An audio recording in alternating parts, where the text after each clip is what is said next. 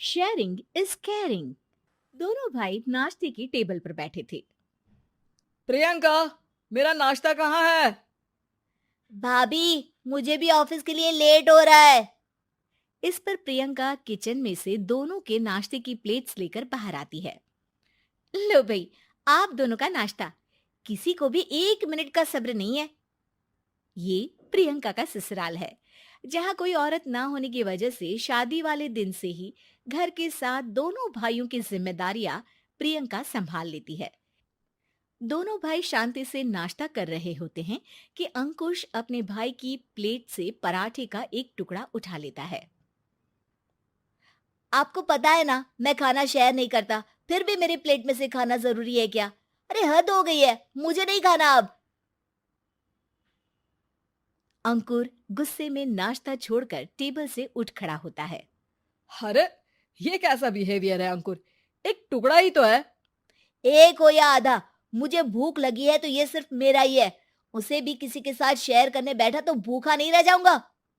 अरे बाबा ठीक है, अब इस पर भी लड़ाई। दूसरा बना देती हूँ, पर प्लीज ऐसे खाना बीच में छोड़कर मत जाओ। इससे अन्न का अपमान होता है। ओ प्लीज भाभी, ऐसी कोई चीज होती ही नहीं है। आपके पास पैसे हैं, खरीदो और खाओ। अगर नहीं खाया जाए तो फेंक दो। अरे दुनिया में सब यही करते हैं।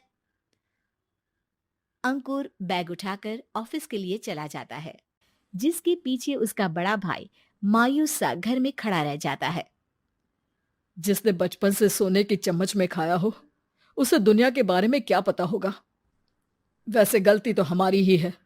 अगर कभी बचपन में ही सही गलत का फर्क सिखाया होता तो आज ये हाल नहीं होते। आप फिक्र क्यों करते हैं जी? भगवान है, वो जो भी करता है सबकी भलाई के लिए ही करता है। और जब वो चाहेंगे तो अपनी तरह से अंकुर भैया को भी सब कुछ सिखा देंगे।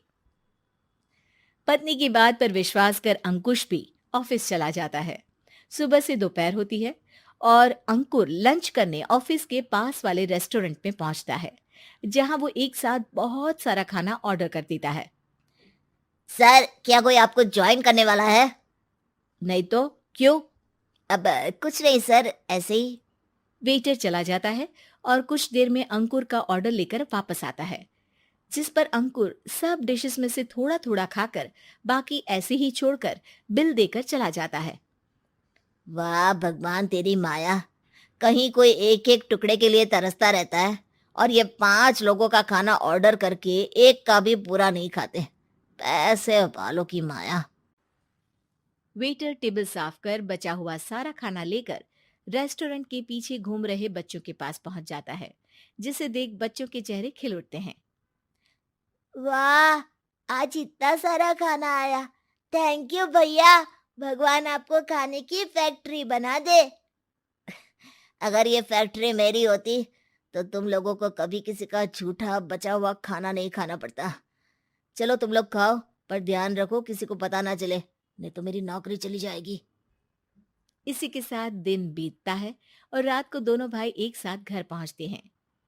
कुछ देर में सब डिनर करने बैठते हैं, जहां अंकुश अंकुर को समझाने की कोशिश करता है। अंकुर, अगर हमें लाइफ में सब कुछ मिला है, इसका ये मतलब नहीं कि तुम उसका गलत फायदा उठाओ, बल्कि तुम्हें उसकी मदद से दूसरों को भी मदद करनी चाहिए। भैया, जिनके पास नहीं है उनकी वजह मैं तो नहीं ना। और ऐसे बहुत लोग हैं जिनके पास सब कुछ है। इसलिए अगर मैं एक इंसान कुछ नहीं करूंगा तो कोई फर्क नहीं पड़ने वाला। तुम्हारे भैया बस एक चीज समझाना चाहते हैं कि जिस चीज की हमारे पास कमी नहीं है, उसे बर्बाद करने से अच्छा है कि लोगों के साथ शेयर करें। इससे हम सिर्फ सामान नहीं, खुशियां भी बांटते हैं, और इसमें तुम्हारा ज्यादा कुछ तो जाएगा नहीं। भैया भाभी की बात सुन अंकुर कुछ बोले बिना उठकर चला जाता है। इसी तरह दिन बीतते रहते हैं, जिसमें अंकुश और प्रियंका कोशिश तो बहुत करते हैं, पर अंकुर पर किसी भी चीज का कोई असर नहीं पड़ता। एक दोपहर अंकुर सैंडविच खाते हुए सड़क के किनारे चल रहा होता है। तभी उसकी नजर आइसक्रीम वाले पर पड़ती है और वो सैंडविच सड़क किनारे फेंक आइसक्रीम खरीदने पहुंच जाता है। अब इसे कहते हैं जिंदगी का सुख। जैसे ही अंकुर आइसक्रीम लेकर पीछे मुड़ता है, तो एक आदमी को सड़क से वही सैंडविच उठाते हुए देखता है। वो आदमी बहुत कमजोर, गरीब, जैसे बहुत दिनों से खाना ना खाया हो वैसा लग रहा था। अंकुर उसके पास जाकर खड़ा हो जाता है। उसे देखकर आदमी सैंडविच अंकुर की तरफ कर देता है। आपको भी खाना है क्या? क्या हम इसे आधा आधा कर ले? मुझे बहुत भूख लगी है। वो मेरा ही झूठा सैंडविच है। तुम दूसरा खरीद कर क्यों नहीं खा लेते? इसे क्यों खा रहे हो? अरे भैया, अगर खरीदने के पैसे होते तो 4 दिन से भूखा नहीं घूम रहा होता। हैं? क्या? तुमने 4 दिन से कुछ नहीं खाया, फिर भी इस आधे सैंडविच को मेरे साथ बांटने के लिए तैयार हो गए? क्यों? अरे भैया, पैसा नहीं है तो क्या हुआ, इंसानियत आज भी उतनी महंगी नहीं हुई, और ना ही उस पर अमीर गरीब का टैग लगा है जो हम उसे रख ना सके। पर अफसोस, आजकल लोगों के अंदर पोषण, खून या विटामिन से ज्यादा इंसानियत की कमी होने लगी है। आदमी की बातों से अंकुर को समझ में आ जाता है कि वो आज तक कितना गलत काम करता आ रहा था। इसके बाद से वो अपनी किसी के साथ शेयर नहीं करने और खाने को बर्बाद करने वाली आदत को छोड़ देता है। रेहाना और रवि की शादी के बाद रवि के पास कुछ नहीं था। रेहाना, तुमने मुझसे शादी करके एहसान किया है। मुझसे ज्यादा तो तुम कमाती हो। अरे तो क्या हुआ, एक दिन आएगा रवि कि तुम खूब पैसा कमाओगे। मुझे तुम पर पूरा विश्वास है। रवि और रेहाना खुद को स्टैंड करने के लिए पूरी मेहनत करते। रेहाना, मैं नौकरी नहीं करना चाहता हूँ। तो कोई बात नहीं, मैं नौकरी करके घर चलाती हूँ, तुम बिजनेस सेट करने की कोशिश करो। एक दिन रेहाना, तुम जानती हो, मैंने जो विज्ञापन बनाने वाली कंपनी खोली थी ना, उसे बड़ी ब्रांड का ऑफर आया है। अब हम लोगों के दिन ब्यारे न्यारे हो गए हैं। मैं जानती थी रवि कि एक दिन तुम सेटल हो जाओगे। रवि का काम अच्छा चल जाता है। एक दिन वो रेहाना से कहता है, रेहाना, अब हम लोगों का बच्चा भी हो गया है। बहुत छोटा है वो, उसका ख्याल कैसे रखेंगे हम? कैसे क्या, मैं गांव से माँ को लेकर आ जाती हूँ। नौकरी से हाफ डे ले लिया करूंगी। अभी तो वो छोटा है, स्कूल जाने तक मैं मैनेज कर लूंगी। देखो रेहाना, मैं अब अच्छा कमा रहा हूँ। तुमको नौकरी करके परेशान होने की कोई जरूरत नहीं है। अरे कैसी बात कर रहे हैं, मैं अपनी लगी लगाई नौकरी कैसे छोड़ दूं? और मैंने तो सुना है हम लोगों को कुछ ही महीनों में सरकारी नौकरी मिल जाएगी। सरकारी नौकरी में कितना कमा लोगी? उतने में तो मैं ड्राइवर रख लूंगा। रेहाना को रवि की बात का थोड़ा बुरा तो लगता है। कम से कम मेरी नौकरी की इतनी बेइज्जती मत करो। भूल गए, इसी नौकरी के बदौलत तुमने अपना बिजनेस खड़ा किया है। अरे वो तो मैं किसी के भरोसे भी कर लेता। देखो, अपने बच्चे को संभालो, घर का काम करो।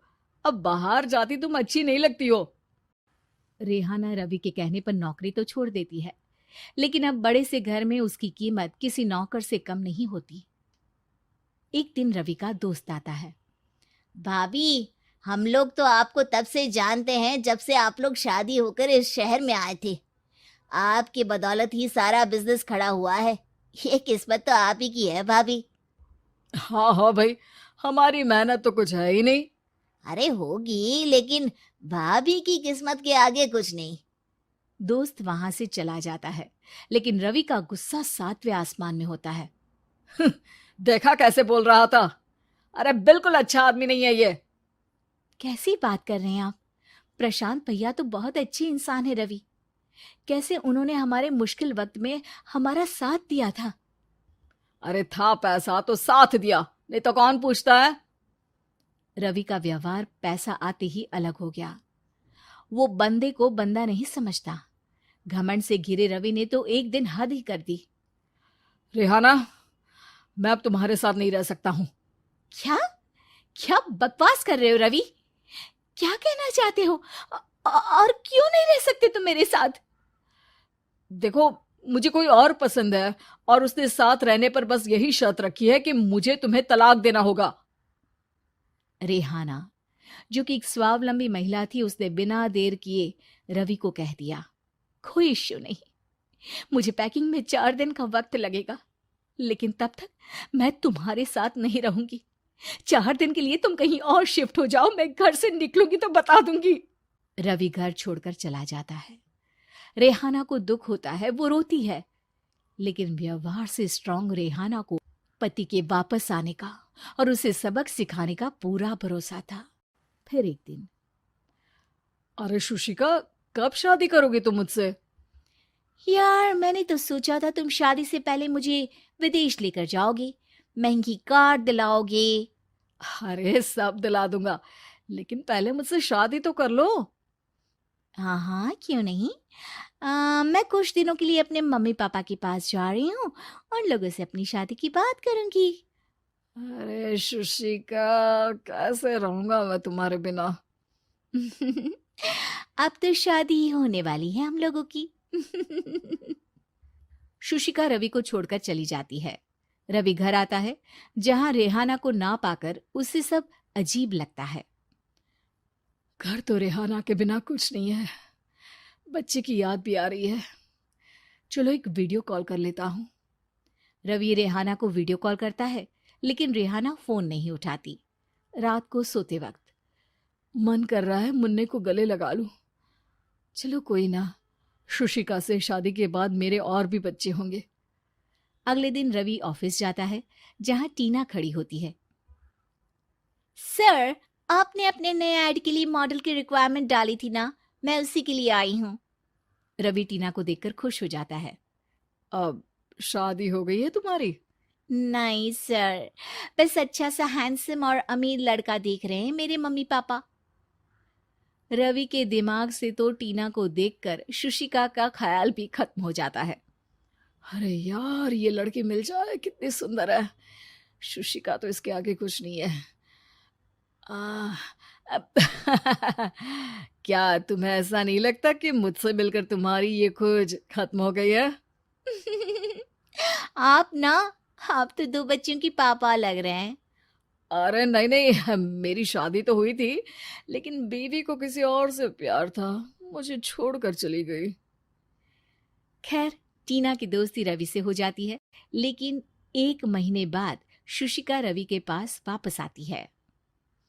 मेरे मम्मी पापा तुमसे मिलना चाहते हैं, लेकिन उन लोगों को ये मत बताना कि तुम पहले से शादीशुदा हो, और हाँ, शादी से पहले अपनी सारी प्रॉपर्टी तुमको मेरे नाम करनी होगी। अरे पागल, अब मैं तुमसे शादी ही नहीं करना चाहता। भला ऐसी लालची औरत से कौन शादी करेगा? तभी वहां टीना आ जाती है। रवि, ये पागल सी औरत कौन है? देखो, तुमने ही कह दिया ना पागल, तो पागल ही है। पता नहीं कौन है, कह रही है शादी कर लो, लेकिन शादी से पहले अपनी सारी प्रॉपर्टी मेरे नाम कर दो। बोल तो सही रही है।